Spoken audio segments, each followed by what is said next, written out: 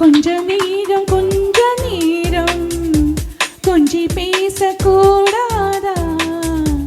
அந்த நேரம் அன்பு தூரல் போடாதா?